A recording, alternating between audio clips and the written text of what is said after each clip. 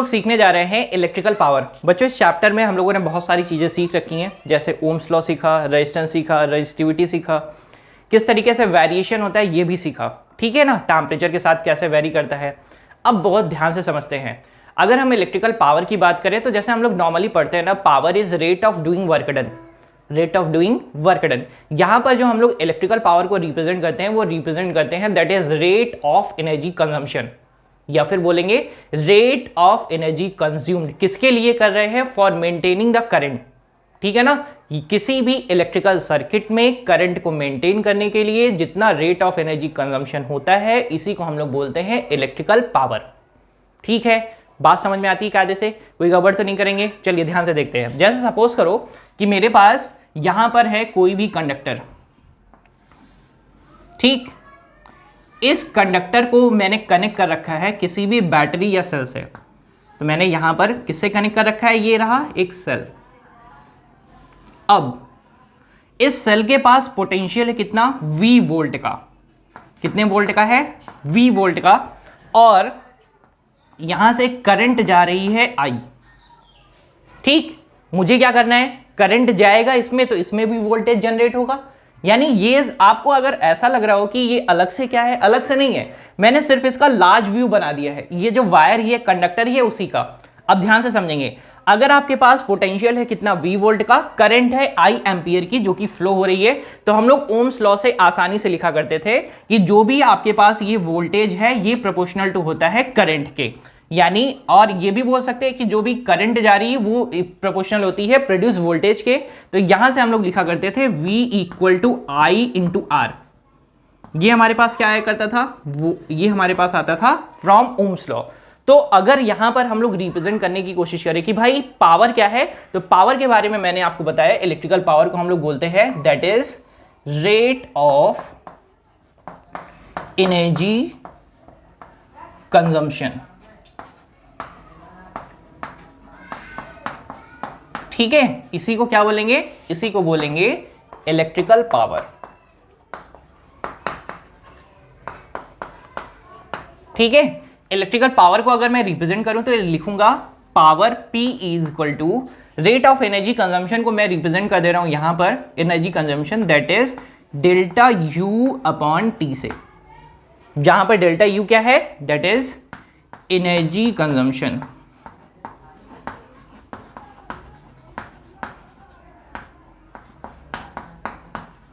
ठीक है। अपॉन कितना कर देंगे? टाइम,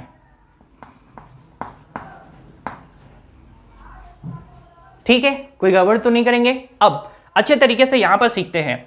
आपके पास ये जो डेल्टा U है, डेल्टा U यानी energy consumption.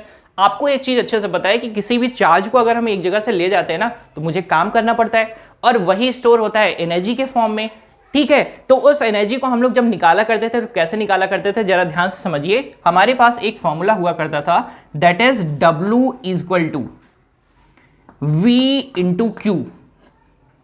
W equal to क्या हुआ करता था? V into Q. या फिर हम लोग ये लिखा करते थे that is V equal to W upon Q. यानी जो भी इलेक्ट्रिक पोटेंशियल होगा वो क्या होगा? दैट इज जितना भी काम करना पड़ेगा किसी एक चार्ज को लेकर आने में। तो मैंने लिख दिया है W equal to V into Q, और यही आपके पास होता है डेल्टा U। तो डेल्टा U बराबर V इंटू क्यू। अगर इसी को हम यहां पर सेट कर दे तो आपके पास आ जाएगा P equal to V into Q upon कितना? T।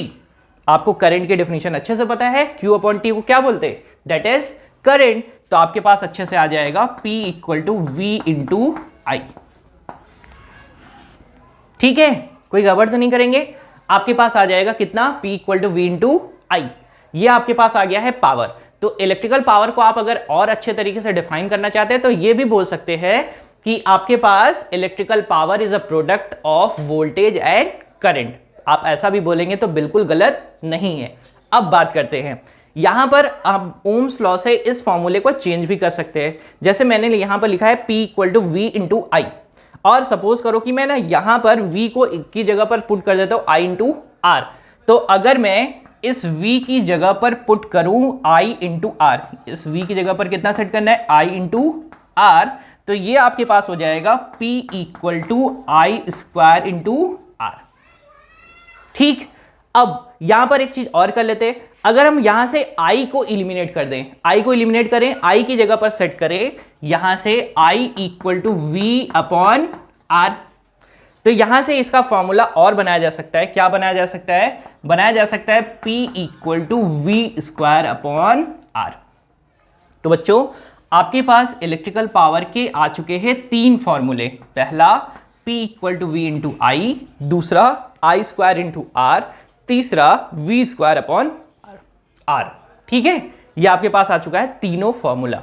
मैंने आपको एक लाइन में अच्छे तरीके से और बताना है, समझाना है कि इलेक्ट्रिकल पावर के बारे में मैंने आपको बताया, ये सिर्फ और सिर्फ रेट ऑफ एनर्जी कंजम्पशन है। ठीक, इसके अलावा और कुछ भी ना समझेंगे आप। ठीक है, चलिए यहां के बाद हम लोग एक टर्म और डिफाइन कर लेते हैं कि ये इलेक्ट्रिकल एनर्जी क्या है। इलेक्ट्रिकल एनर्जी को कैसे डिफाइन करेंगे देखते हैं जरा।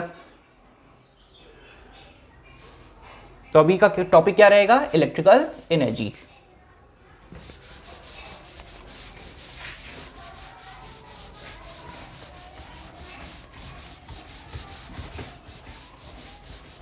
ठीक है बच्चों, तो इलेक्ट्रिकल एनर्जी को अगर मुझे रिप्रेजेंट करना हो या फिर कहीं कहीं पर आपको देता है ना, जैसे किसी भी सर्किट में अगर कोई भी करंट फ्लो हो रही है तो उसकी वजह से क्या होता है? सर्किट हीट अप होता है, और हीट भी क्या है? एनर्जी ही तो है। हम लोग जूल्स लॉ से भी डिफाइन करते हैं एनर्जी को, ठीक है, या फिर हीट को। तो मैं आसानी से पहले लिख देता हूं कि हम लोग डिस्कस करने जा रहे हैं electrical energy.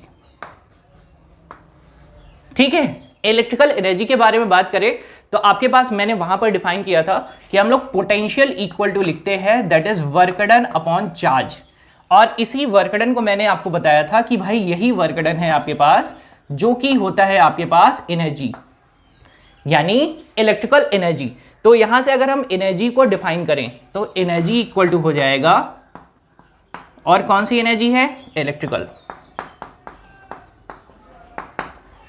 Electrical energy equal to हो जाएगा वोल्टेज इंटू कितना? चार्ज।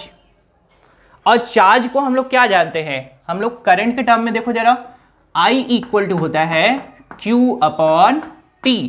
तो चार्ज बराबर क्या हो जाएगा? I into T। तो यहां पे अगर हम सेट कर दे तो आपके पास ये हो जाएगा electrical energy equal to, that is delta U से मैं रिप्रेजेंट कर रहा हूं, लिखूंगा VIT। ठीक है, इलेक्ट्रिकल एनर्जी क्या हो गया? VI into T. अब यहां से अगर ओम्स लॉ हम यूज करें, थोड़ा थोड़ा ओम्स लॉ यूज करें तो आपके पास क्या आ जाएगा? देखो जरा, ओम्स लॉ से हम जानते हैं V equal to I into R. तो अगर हम V की जगह पर I इंटू आर सेट कर दे तो आपके पास एनर्जी हो जाएगा I और I मिलकर हो जाएगा I square into R into T. ठीक, ये हो गया आपके पास दूसरा फॉर्मूला। ठीक है, और अगर हम I को ही हटा दें तो I इक्वल टू क्या लिखते हैं? V upon R. तो आपके पास क्या हो जाएगा? यहां से हो जाएगा delta U equal to V square upon R into कितना? T। ठीक है, तो ये आपके पास क्या आ चुका है? एनर्जी का फॉर्मूला। ठीक है, कोई गड़बड़ तो नहीं करेंगे। चलिए, अब आपको अच्छे तरीके से पता है कि आपके घर में जो सप्लाई आती है ना, वो भी तो एनर्जी है। तो हम लोग उसको किस में रिप्रेजेंट करते हैं? किलो वॉट आवर में। किस में रिप्रेजेंट करते हैं? Kilowatt hour. बच्चों ध्यान दीजिए, 1 किलो वॉट आवर, इसको हम लोग बोलते हैं 1 यूनिट। ये क्या है आपके पास? एनर्जी। यानी अगर हम फॉर्मूला देखें किसका? पावर का, तो पावर इक्वल टू होता है एनर्जी अपॉन टाइम। तो अगर मैं एनर्जी निकालूं तो एनर्जी इक्वल टू क्या लिखूंगा? पावर इंटू कितना? टाइम। और अगर पावर का यूनिट हम बोलें तो यूनिट को हम लोग लिखते हैं वॉट में, लेकिन यहां पर अगर मैं लिखूं किस में? किलो वॉट में, और टाइम को किस में लिखूं? आर में, तो आपके पास ये होता है एनर्जी। यानी एनर्जी का एक यूनिट होता है जिसको हम लोग बोलते हैं kWh। अगर हम बात करें कि 1 यूनिट में कितनी जूल ऑफ एनर्जी होगी, तो वहां पर आपको मिलता है 3.6 इंटू 10 पावर 6 जूल। याद रखिएगा छोटी छोटी बातें। हाँ, निकालना है इसको तो यहां पर निकाल सकते हैं। 1 किलोवाट यानी 1000 वॉट हो जाएगा, और यहां पर दैट इज आपके पास आ जाएगा, आज को किस में कन्वर्ट कर लेंगे? सेकंड्स में, तो वो हो जाएगा 3600 सेकंड। तो मल्टीप्लाई कर देंगे तो आपके पास ये टोटल आ जाएगा। ठीक है, तो ये मैंने लिखा है किसको लिखा है? 1 यूनिट। और 1 यूनिट किसके बराबर होता है? दैट इज 1 किलोवाट आर के।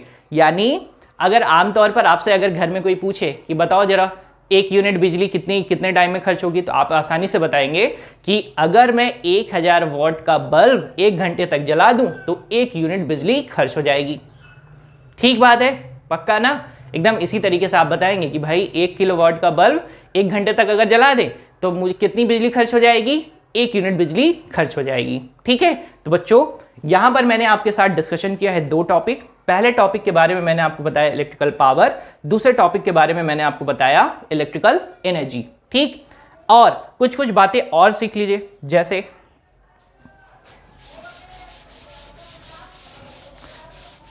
जैसे छोटी छोटी बातें। आपको पढ़ाया जाता है 1